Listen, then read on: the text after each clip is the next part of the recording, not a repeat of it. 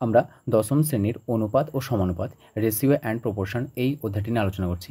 আমরা এর আগে দুটো লেকচারে অনুপাত কী এবং অনুপাতের যে বিভিন্ন পদ রয়েছে সেগুলো দেখেছি, এবং ব্যস্তানুপাত, বিপরীত অনুপাত, যৌগিক অনুপাত, মিশ্র অনুপাত, লঘু অনুপাত, এই সমস্ত যে অনুপাতগুলো ছিল সমস্তগুলো আমরা আলোচনা করেছি।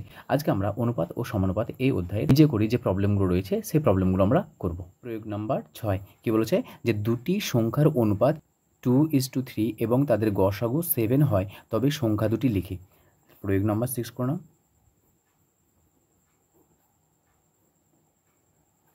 তার প্রথমে যে অনুপাত দেওয়া আছে সেই অনুপাতটাকে আমরা আগে এক্সের আকারে ধরে নিই, কারণ অনুপাত দেওয়া থাকলে আমরা এক্সের আকারে ধরি। তো ধরে নেব যে ধরি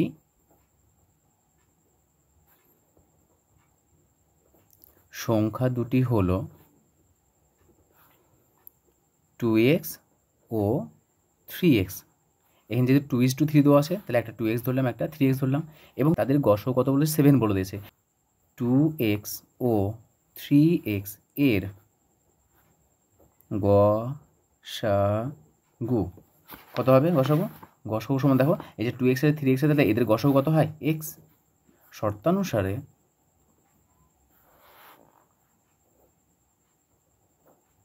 দেখো এই গসাগু কত বলে 7, তার মানে ax এর মান কত বলে দিয়েছে? x এর মান বলে দিয়েছে 7। তাহলে বলো, তবে সংখ্যা দুটি কী কী? একটা সংখ্যা ধরেছি 2x, অপরটি ধরেছি 3x। তাহলে অতএব সংখ্যা দুটি হলো